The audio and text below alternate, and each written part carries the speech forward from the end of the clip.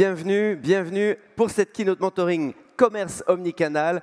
Le commerce unifié, comment réussir la mise en place de ces briques omnicanales. Effectivement, différentes briques adaptées à chaque besoin, mais lesquelles mettre en place et dans quel ordre? Lors de cet échange, nous avons notre mentor commerce omnicanal, Lisa Nakam, qui va partager sa stratégie pour un commerce unifié. Et nous verrons quels sont les prérequis au niveau de chaque pôle de l'entreprise pour réussir l'implémentation de ces briques. Alors, je vais vous demander de vous installer et d'accueillir très chaleureusement la directrice générale associée de Jonac, Lisa Nakam, le directeur général associé de Jonac, Marcel Nakam, et c'est une keynote qui est animée par notre coordinatrice éditoriale plénière Paris Retail Week et consultante éditoriale Content Story, Claire Delez. Donc veuillez accueillir Claire Delez, Marcel Nakam et Lisa Nakam. Bien, bonjour à toutes et à tous, bienvenue pour cette dernière journée de conférence plénière, un des derniers mentorings et pas un des moindres, j'ai envie de dire, puisqu'on va parler du commerce omnicanal. Et je suis en très bonne compagnie, je suis entourée de Lisa Nakam. Merci Lisa, on se tutoie maintenant, parce je vais vous dire, avec les mentors, on prépare pendant 8 mois ce salon pour vous parler un peu des coulisses. Donc on prépare, on essaye de réfléchir à des thématiques. On a fait un podcast que je vous invite également à écouter qui s'appelle Les Voix du e-commerce. Et donc Lisa, c'est notre mentor du commerce omnicanal. Et puis elle a décidé d'inviter son frère Marcel Nakam sur scène. Et vous allez voir, c'est une histoire de famille qui se présente même jusque sur la scène de Paris Retail Week, puisque quand je lui ai demandé à qui elle pensait, elle m'a dit tout naturellement mon frère, parce que vous allez voir, il y a une histoire de famille, mais bien plus, puisque ça se retrouve également au niveau du commerce omnicanal, et on va en parler. Donc, Lisa, je vais quand même vous demander de te présenter et de présenter aussi Jonac, qui est une histoire familiale. Exactement. Donc, Jonac, c'est une marque de chaussures pour femmes qui existe depuis 60 ans maintenant. C'est effectivement une marque familiale qui a été créée par mon grand-père, qui a été repris par mon père, et mon frère et moi avons repris depuis une douzaine d'années. Et la particularité, c'est que on est historiquement une marque qui était retail et uniquement des points de vente. Quand le digital est arrivé, forcément, on s'est aussi déployé sur cette partie-là. Et on a fait de l'omnicanal notre fer de lance.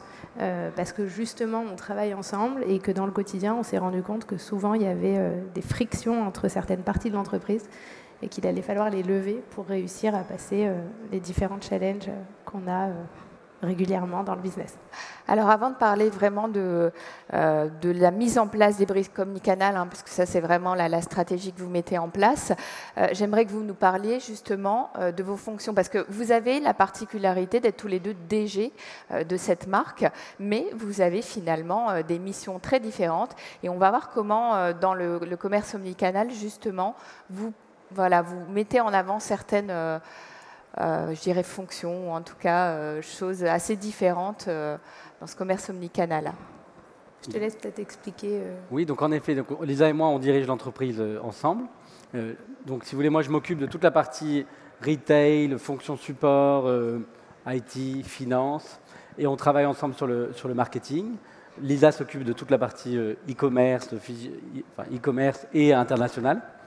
Et en réalité, comme le disait Lisa, on se parle à peu près, parce qu'on est dans une entreprise familiale, on a la chance d'avoir des pans de business qui sont séparés, et donc chacun a le final call sur le département qui lui incombe, mais on a la chance de se parler quotidiennement et on a la chance de s'impliquer chacun dans tous les projets.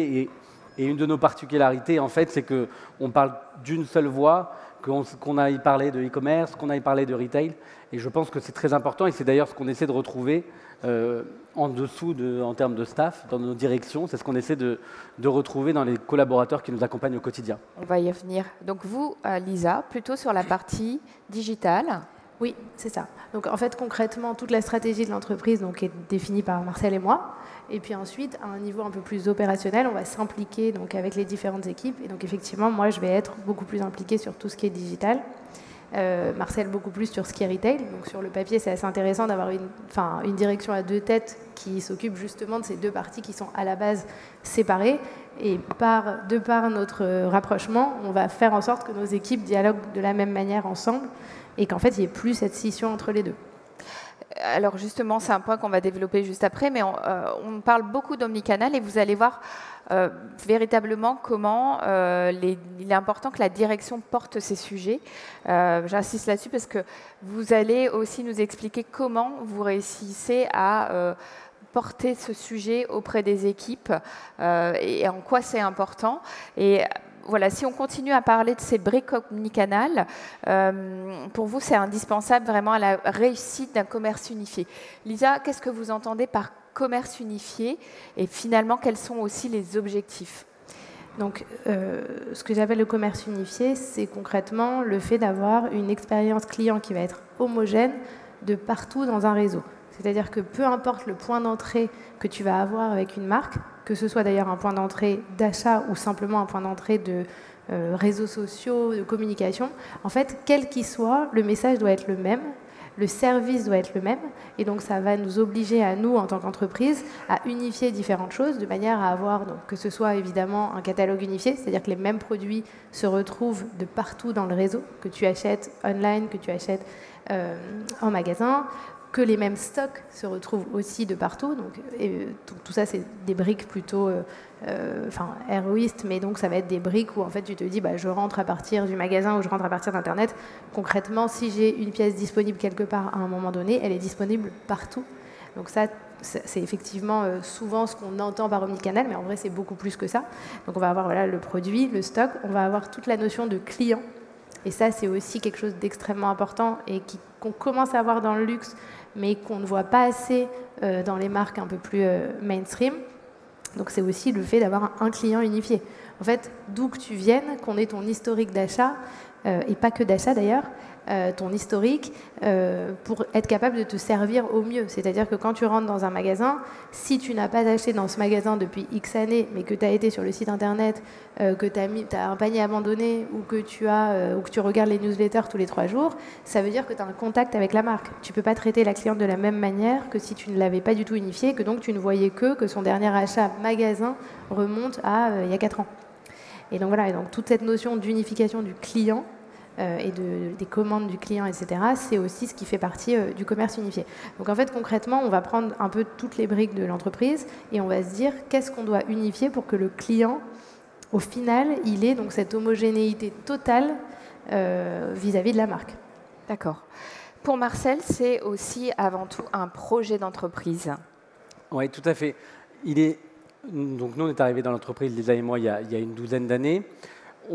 Quand on est arrivé dans l'entreprise, on s'est dit qu'on allait apporter quelque chose comme chaque génération, parce qu'on est la 3e génération. Et donc, naturellement, ce qu'on voulait apporter, c'était vraiment la brique de la modernité qui passait par le online, qui passait par les réseaux sociaux, qui passait par tout ça. Et du coup, il a s'agi de se dire, alors, de qui on va s'entourer? Et on a insufflé nos collaborateurs dans l'entreprise sont des profils, on va dire, très start-up. C'est comme ça qu'on fonctionne chez Jonac et c'est ce qui nous permet, dans un marché en décrépitude, enfin en tout cas qui est en berne depuis quelques années, de faire des croissances à 2 chiffres régulières depuis maintenant 7 ans. Et en fait, on s'est dit, on va s'entourer de profils à qui on va dire, voilà, premièrement, on ne sauve pas des vies, donc il faut qu'on test and learn. En fait, on ne sauve pas des vies au quotidien, donc il faut tester, test and learn. Il faut y aller, il faut oser, c'est ça en fait. Il faut y aller, on défait, le monde va vite, le client a des attentes un jour, le lendemain, c'est que les attentes, elles ont changé. Donc on teste, on voit si ça prend, on voit si ça marche, premièrement. Et deuxièmement, on essaie de penser différemment, c'est-à-dire qu'en fait, moi, j'ai souvent entendu des directions retail se prendre la tête dans mes boîtes précédentes avec des directions e-commerce. Enfin, c'était parfois, il y avait des sujets, des niveaux de friction.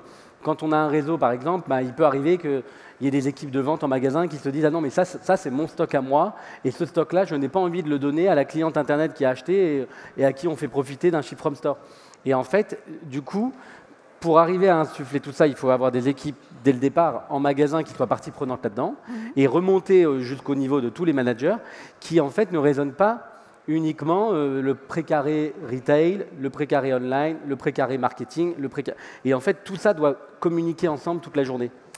Retail, digital, finance, flux d'achat et marketing RH même. Hein. Oui, ouais, tout à fait. Enfin, c'est votre vision, ouais. 100% de l'entreprise, vous me disiez. Voilà, 100% de l'entreprise. Et d'ailleurs, une des particularités qu'on a chez nous, c'est qu'en réalité, on n'a pas de direction e-commerce. On pourrait s'y attendre dans une entreprise d'une taille comme la nôtre d'avoir une direction e-commerce. Mais en fait, le e-commerce se retrouve dans chaque département de l'entreprise, en fait. Donc, et c'est un choix. Donc, en fait, notre directeur retail, quand on se rend compte que... par exemple, aujourd'hui, on a un taux de collecte de coordonnées clients de 90% chez Jonac. Ça veut dire qu'en fait, c'est facilité depuis 5-6 ans par l'existence d'un ticket dématérialisé, un ticket de caisse dématérialisé qui fait qu'en fait, c'est un vrai prétexte pour prendre les coordonnées des clientes. Mais avant même que la loi aille dans ce sens-là, on était déjà là-dedans chez Jonac parce qu'on se disait, OK, il est important que chaque client qui rentre chez Jonac soit identifié pour que derrière, on puisse correctement l'adresser. Donc ça, c'est des sujets... et donc, notre directeur retail va veiller à ce qu'il n'y ait pas de magasin qui décroche. Et quand il y a un magasin qui décroche, notre département retail, tous les lundis matins, il va appeler les 3 plus mauvais magasins pour leur dire « Attention, là, vous avez un taux de collecte qui est de 50-60%. Qu'est-ce qui se passe? Expliquez-nous. Attention. » Enfin, et ces décisions-là, la préparation des chiffres from store pour la cliente, en fait, la cliente, comme disait Lisa, le stock, en fait, à partir du moment où il est dans l'entreprise, il est disponible pour tous nos clientes. D'accord. Et c'est tout à fait transparent pour la cliente. C'est un changement de paradigme, parce qu'on l'a évoqué hier, on parlait notamment, avant l'omnicanal, c'était... il y avait vraiment chaque canal qui était un peu... qui vivait plus ou moins, et finalement, même dans des grandes entreprises, on en parlait avec L'Oréal, parfois ça arrive encore finalement. Donc pour vous, vraiment, il y a une stratégie d'entreprise qui fait que vous n'avez pas cette direction e-commerce, qui fait que c'est un sujet pour tous, c'est ça? C'est ça, vraiment la philosophie, c'est celle-là. C'est un sujet pour tous, et en plus de ça, la partie e-commerce étant l'idée par la dirigeante de l'entreprise, ça donne encore plus de poids, pour s'assurer que tout redescende bien et tout fonctionne bien. Donc, le retail n'est pas confronté au online. Est-ce que vous pouvez me dire quels sont les prérequis pour finalement réussir à mettre en place cette stratégie de commerce unifié? Donc, Lisa. Donc le premier prérequis, c'est tout simplement l'adhésion, l'adhésion des équipes, clairement. Je pense que vraiment, on a tendance à un petit peu sous-estimer l'importance de cette partie-là, clairement. Et donc voilà. Et donc quand on parle d'importance, d'équipe, on parle évidemment des équipes magasins, parce que les équipes magasins vont être le premier relais de ces briques omnicanal. Donc évidemment, qui dit adhésion d'un niveau intellectuel. Pour ça, forcément, il y a aussi des notions de commission, forcément, qui vont entrer en jeu, parce que tu ne peux pas dire à un magasin qui avant servait des clients toute la journée, maintenant tu vas faire le travail d'une préparatrice en entrepôt et puis tu ne vas pas être payé pour ça. Donc il y a quand même aussi toute une notion de rétribution qui est importante et qui va jouer en tout cas sur cette partie adhésion dans les magasins. Voilà. Et puis après, tu vas avoir toute une partie donc adhésion au siège, c'est celle que Marcel vous expliquait. Donc évidemment, je pense que les projets omnicanaux, il faut avoir en tête que, en tout cas depuis 12 ans qu'on travaille chez Jonac, c'est probablement le seul sujet stratégique qui vraiment impacte 100% de l'entreprise. Et c'est ça qu'il faut avoir en tête et que, en tout cas à mon niveau, je ne vois pas souvent dans d'autres entreprises. C'est clairement un point qu'on n'évoque pas forcément, en effet. Non. Vous êtes là tous les deux dirigeants. C'est qu'en fait, si vous voulez unifier toutes les choses qu'on a dit avant, il faut comprendre qu'en fait, le SAV va être impacté, les ressources humaines vont être impactées, la finance, la comptabilité, la fiscalité va être impactée. Évidemment, le retail va être impacté, le digital, ça va sans dire, le marketing digital va être impacté par le marketing retail aussi. Et donc, en fait, si vous faites un projet, vous vous dites, j'ai un chef de projet omnicanal qui va lancer ce sujet-là, qui va déployer telle brique, et qu'en fait, ça reste dans ce domaine-là, vous n'aurez pas l'impact que vous voulez à la fin. Donc voilà, donc sujet adhésion, au siège d'un côté, en magasin de l'autre, c'est essentiel. Ensuite, deuxième sujet, ça va être un sujet de rigueur. Pourquoi de rigueur? Parce qu'en fait, quand on a des magasins, il y a des stocks qui dorment dans ces magasins, il y a de la data, et très souvent, le degré de véracité de cette data est bon, mais pas forcément extra. Le problème, c'est que quand on décide de tout unifier, il va falloir que cette data devienne parfaite, puisque forcément, elle est accessible à tout le monde de partout. Donc si cette data est fausse, si vous faites déplacer une cliente dans un magasin et qu'elle arrive et qu'en fait on lui dit bah non, la pièce n'est plus disponible, forcément, il n'y a rien de pire en termes d'expérience client. Voilà. Donc, il va y avoir tout un sujet au niveau de la rigueur, notamment dans les flux, notamment dans les stocks, hyper important. Donc, il va falloir renforcer en entreprise ces pôles justement de flux pour donner justement un maximum d'informations qui soient justes de partout dans le réseau. Et donc voilà, donc ça va être pour moi le deuxième point important et qui renvoie aussi vers le troisième point qui est en fait la technicité. Parce qu'une fois qu'on dit qu'on a cette data, pour avoir une data qui est opérationnelle tout le temps, en temps réel, etc., il va falloir que les systèmes suivent. Donc là, pour le coup, c'est au niveau de l'IT qu'il va y avoir souvent des choses à mettre en place. Parce qu'en fait, typiquement, on avait tous des systèmes d'infos, mais parfois, on faisait remonter les ventes tous les jours. Là, il va falloir les faire remonter tout le temps, en temps réel. Parfois, alors quand on parlait des clients, pour avoir un client unifié, concrètement, moi j'aime bien prendre l'exemple de la carte cadeau. La carte cadeau, c'est un exemple qui prend beaucoup de choses. Quand on achète une carte cadeau en magasin, il faut qu'elle soit il faut que tu puisses l'utiliser sur Internet et vice-versa. Mais donc concrètement, il ne faut pas qu'une cliente qui vient d'acheter une carte cadeau sur Internet puisse l'utiliser sur Internet et retourner dans le magasin 2 minutes après et racheter avec cette carte cadeau si elle n'a pas été brûlée. Donc en termes d'IT, il faut que l'intégralité des flux soit en temps réel. Les flux d'achat, de vente et les flux clients. Il faut qu'on puisse créer donc ce client, par exemple, qui vient de s'acheter une carte et qui puisse retourner en magasin et qu'en magasin, on voit tout de suite son achat. Donc voilà, donc tout ça pour dire que sur le papier, c'est très facile, mais en termes d'IT, ça demande souvent des changements parce qu'en fait, on n'était pas forcément sur des systèmes qui supportaient toutes ces choses-là. Donc il faut des systèmes qui évoluent dans ce sens-là aussi. Et très souvent, en fait, c'est pas pour rien que les caisses ne prennent pas en charge aujourd'hui, par exemple, les tablettes vendeurs. C'est juste, et pourquoi on est obligé de prendre des outils en plus, c'est parce que justement, les outils du passé n'étaient pas forcément 100% adaptés à ces changements dans les comportements. Donc voilà, pour moi, ça fait partie des 3 points essentiels si on veut réussir, ou en tout cas se donner un maximum de chances pour réussir à mettre en place des briques omnicanales. Une réaction peut-être avant les écueils, les risques? Non, comme disait Lisa, il y a aussi un côté, dans ce déploiement-là, il y a un vrai côté pionnier, parce qu'en fait, tout ce qu'on met en place aujourd'hui, il n'y a pas de roadmap particulière qui nous dise, OK, il y a ça, l'étape d'après c'est ça.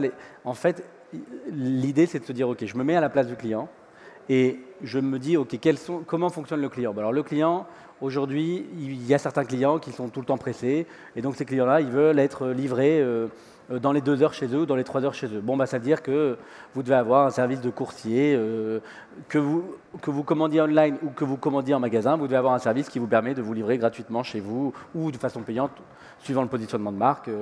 Donc ça, c'est parce que le client est de plus en plus impatient. Vous devez aussi avoir la possibilité de livrer à des créneaux horaires parce que le client, il aime bien parfois se faire livrer à des créneaux horaires. Vous avez des tendances où on ne sait pas encore ce qui va arriver, c'est-à-dire que par exemple, l'e-réservation, on parlait de l'e-réservation, c'est un sujet qui était très à la mode il y a une dizaine d'années, l'e-réservation, qu'on a mis en place à l'époque chez Jonac. En fait, aujourd'hui, l'e-réservation, par exemple, chez Jonac, n'existe plus, parce qu'en fait, on a vu qu'en termes de comportement de consommation, il y avait plus d'1 personne sur 2 qui réservait, qui ne se présentait pas. Et puis en sondant également des clientes, on s'est rendu compte qu'en fait, les clientes préféraient voir sur Internet les stocks disponibles en magasin, dans les magasins à proximité de chez elles, et d'aller sur place du coup pour essayer. Et à ce moment-là, ça fonctionnait mieux. Et donc on a fait évoluer le service de réservation par la visibilité des stocks en magasin quand on commande un produit. Le client anticipe un peu aussi sa venue quelque part et il a la possibilité de le faire. C'est un outil que vous mettez finalement. Voilà, mais c'est moins impliquant que de. Bien sûr, sur la gestion du stock. Sur le Bien sûr. Et ça, c'est une évolution. Parce qu'en fait, au début, quand on a implanté la brique e-réservation, ça fonctionnait très bien, les résultats étaient géniaux. Et puis au bout d'un moment, on se rend compte que les KPI changent. Et donc il faut réanalyser et remodifier. Et c'est ça qui est intéressant dans tout ce qui est omnicanal, c'est qu'en fait, rien n'est sûr. C'est un challenge constant, il faut remettre en cause des choses que tu as mis en place. Parfois, tu mets une nouvelle brique en place et tu vas dire « Oh là là, mais ça m'impacte même sur un truc que j'ai fait il y a 2 ans et peut-être qu'en fait il va falloir refaire ce truc-là dans l'autre sens. Donc c'est vraiment une thématique qui est extrêmement mouvante et qu'il faut appréhender de cette manière, sans être fermé et en se disant bon bah voilà, effectivement on teste, on met ce truc-là en place parce que ça m'a l'air d'être dans l'air du temps.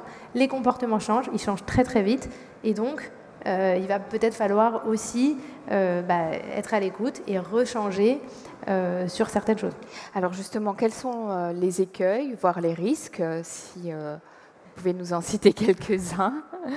Les risques, le premier risque, donc, c'est tout ce qui est déceptif en termes d'expérience client. Donc que ce soit je me suis déplacée pour rien, que ce soit je ne peux pas utiliser ma carte cadeau parce qu'elle n'est pas disponible, que ce soit on ne s'occupe pas de moi avec un service personnalisé alors qu'on aurait pu, parce qu'en fait on a beaucoup de data sur moi et on ne l'utilise pas. Donc il y a tout un sujet expérientiel qui est extrêmement vaste, évidemment. Après, donc, le risque, mais là c'est vraiment plus global stratégiquement, c'est que simplement on est raté un challenge, on est raté un virage qui au final deviendra demain un des virages les plus importants qu'on avait ces dernières années. Et c'est ce que j'écrivais dans un post récemment. C'est-à-dire que pour moi, on a parlé du virage du digital et il y a des marques qui ont raté ce virage, qui l'ont pris tard en tout cas, et ça a été difficile de faire demi-tour après.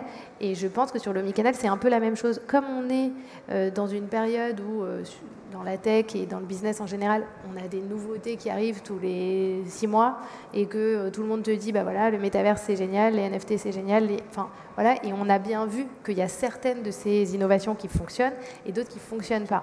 Voilà. Et mine de rien, il y a quand même un effet à chaque fois de mode. Donc à nous aussi, en tant que businessmen, de se dire, est-ce que ça, c'est vraiment une innovation qui va servir ou pas? Et voilà. Et donc l'omnicanal, on en a entendu parler énormément il y a 3-4 ans. Mais en fait, je pense que c'est une des évolutions d'entreprise qui doivent rester pérennes. Parce qu'aujourd'hui, c'est même pas une innovation en fait. On est en train de parler juste d'un changement du business. C'est comme si on disait, aujourd'hui, il y a une marque, il n'y a pas de digital. Mais comment ça, il n'y a pas de digital? C'est pas possible. C'est la même chose. Et donc voilà. Et donc pour moi, le risque de ne pas le voir là-dessus.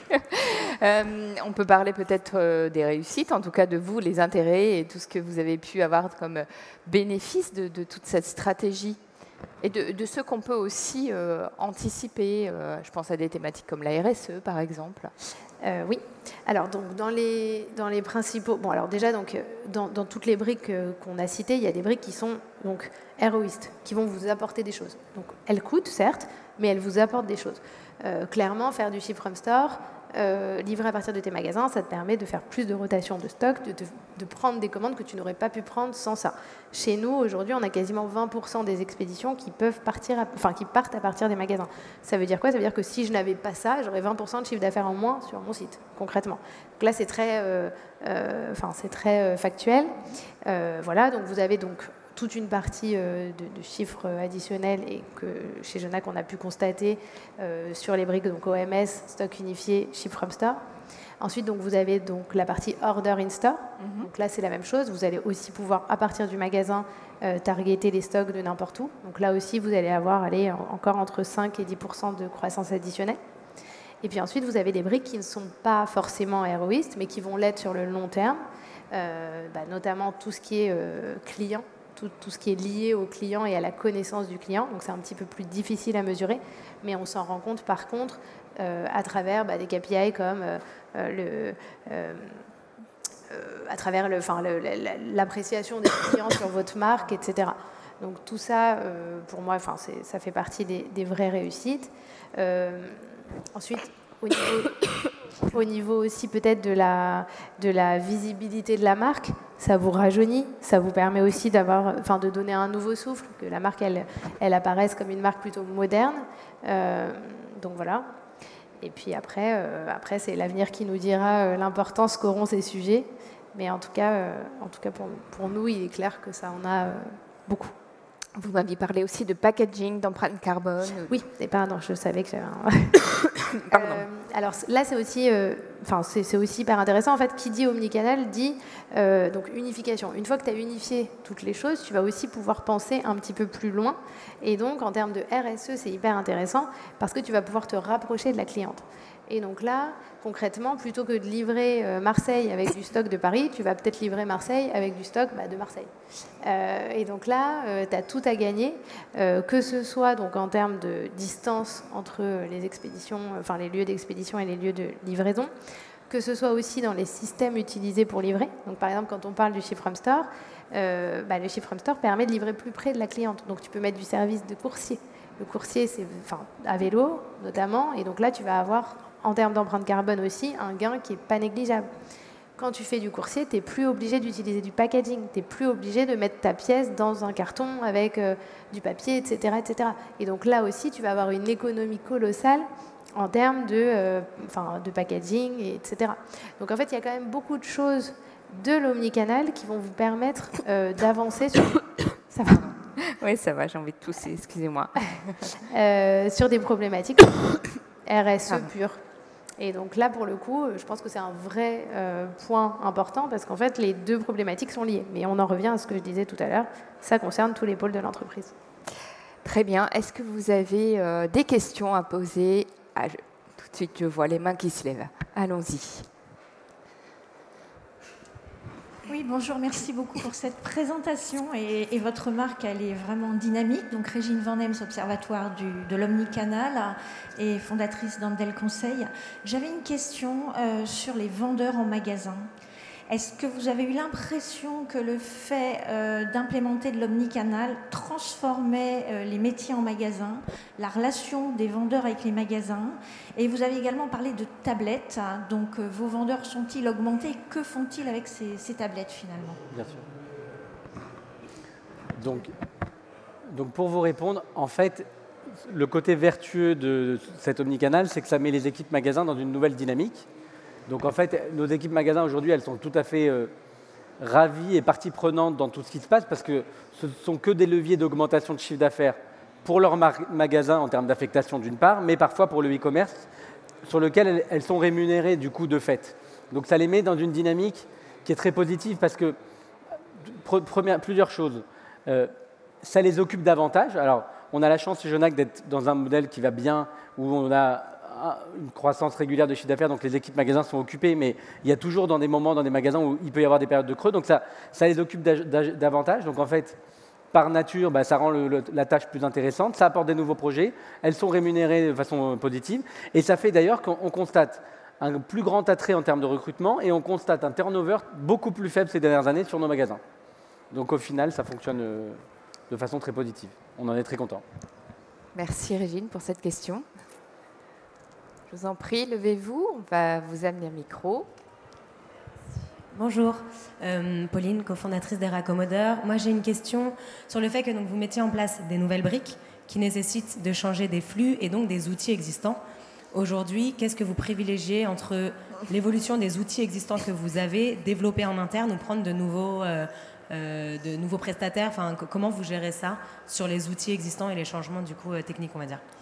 Alors là, c'est vraiment au cas par cas. Il y a des outils qui ont la même stratégie que nous et qui vont dans ce sens-là, donc qui évoluent avec le temps. Il y en a d'autres qui évoluent un petit peu moins. Et donc parfois, typiquement sur des sujets RSE, si on cite par exemple la loi AGEC, notre ERP n'a pas tenu compte de la loi AGEC, donc n'a pas fait évoluer par exemple sur le PIM avec les nouvelles réglementations que la loi nous obligeait. Donc on a été obligé d'implémenter une solution sur le site internet, typiquement pour donner toutes les informations aux consommateurs par rapport à cette loi. Donc là, typiquement, on est sur un truc où on a dit, on est obligé de rajouter un outil, puisque de toute façon, notre outil ne bouge pas, ne va pas bouger, et qu'on n'a pas envie de changer notre outil. Et puis, de toute façon, même les autres outils n'avaient pas tenu compte de ça. Parfois, par exemple, sur la partie digitale, on a une plateforme e-commerce qui, pour le coup, a tenu compte de ces évolutions omnicanal. Et donc, elle a été dans ce sens-là. Et donc, elle a rajouté ces briques au fur et à mesure, et donc nous a permis de les garder chez elle. Donc quand il y a ça qui se passe, tu as tout gagné puisque tu gardes en fait tes prestats et puis ils évoluent dans le même sens que toi et puis tu testes en même temps, etc. Donc il y a vraiment les deux. On ne peut pas dire, on n'a pas une stratégie en disant à chaque fois qu'il y a quelque chose, on change ou bien on intègre des nouveaux. C'est vraiment au cas par cas en fonction des outils. Avec toujours un angle qui est de se dire, on ne veut pas se laisser dicter par les solutions en place en termes de timing. Parce que parfois, une solution, c'est un point qui pourra être à l'ordre du jour en 2025, 2026. Et nous, là-dessus, c'est quand on décide de mettre quelque chose en place, en fait, on veut qu'il soit implémenté dans les 6 mois, dans les 3 mois. Et donc, ça aussi, c'est une contrainte. On n'attend pas que le prestataire accepte finalement de le mettre dans sa roadmap pour 2026. Et ça, on ne fait jamais comme ça. Merci beaucoup, en tout cas, à tous les deux, pour votre présence et votre partage d'expérience. Merci. Merci. Merci beaucoup.